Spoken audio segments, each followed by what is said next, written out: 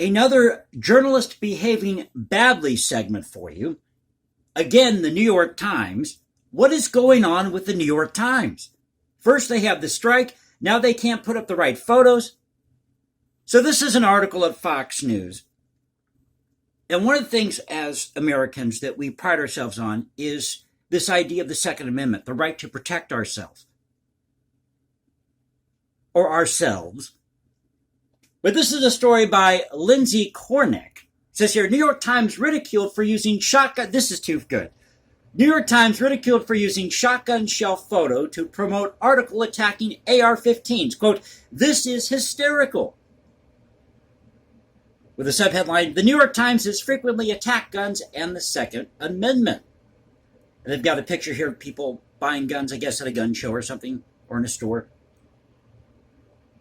It says here, stock up on guns and ammo, firearm group warns Oregon residents amid legal fight. So I guess that's another story you can click on here.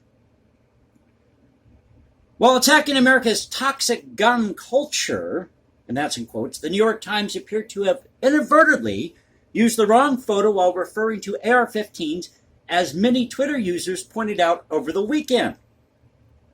The paper's editorial board published an op-ed on Saturday titled, quote, America's Toxic Gun Culture, claiming that the prevalence of AR-15s among, quote, right-wing figures is causing a rise in political violence. Now, if you go and you check the data on this, because I looked up some statistics here, this is a Gallup. Now, these are the latest results from their crime poll, annual crime poll. This was taken between September 30th and October 15th, 2020. Latest information here. It says here, as is typical, the rate of personal gun ownership varies most by political party and ideology, gender, race, ethnicity, region, and urbanicity, there's a word for you, with smaller differences seen by household income and marital status. But the findings are very interesting here. You would think it's all Republicans or all conservatives, maybe some independents that own guns. No.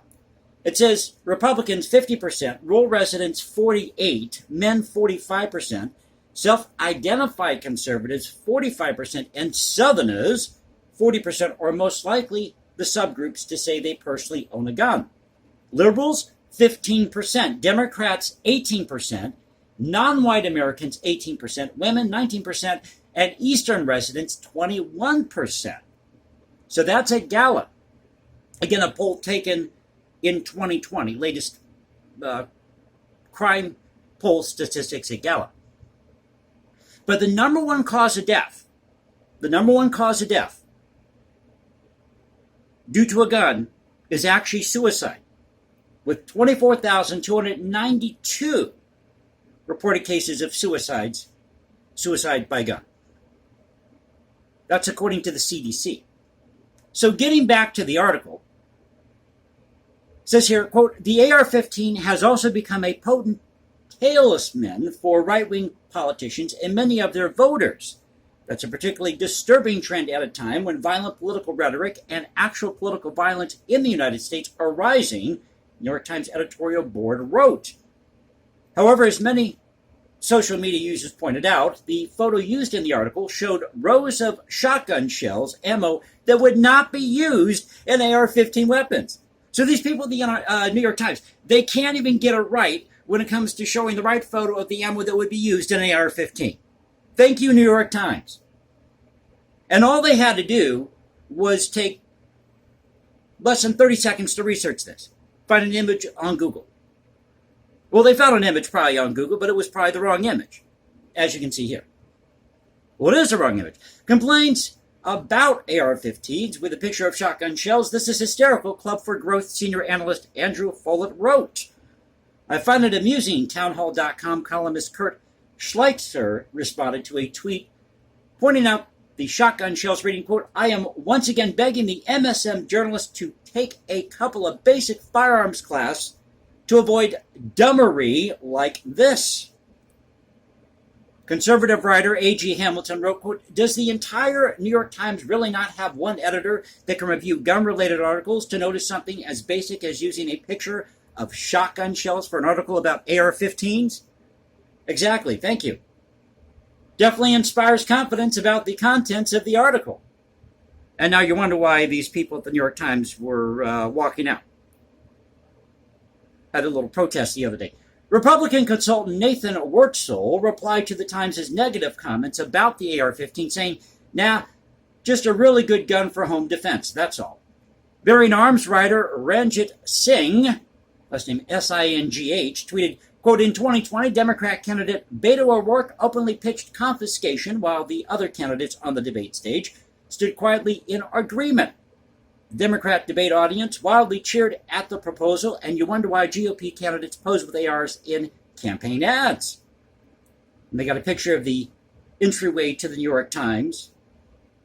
The old gray lady getting grayer. The Spectator contributing editor Stephen Miller simply tweeted an image of Russian arms dealer Victor About, who was recently traded in exchange for WNBA player Brittany Grenier.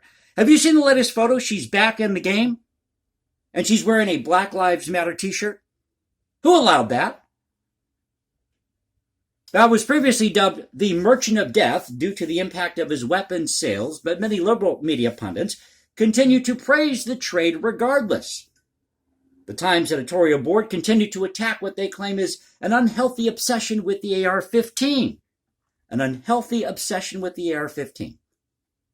Quote, "A growing number of American civilians have an unhealthy obsession with tactical culture," whatever the hell that is, "and rifles like the AR-15. It's a fringe movement among the 81 million American gun owners, but is one of several alarming trends that have coincided with the increase in political violence in this country."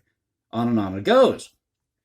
So a quick video today, thought I'd share this with you. This is at Fox News. The New York Times can't get their photos right when it comes to posting a photo of the shotgun shells that would be used in AR-15.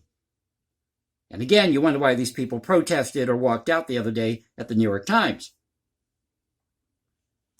So this was an article again by Lindsay Kornick, last name Kornick. This came out today, but this is too funny. I just had to share this with you.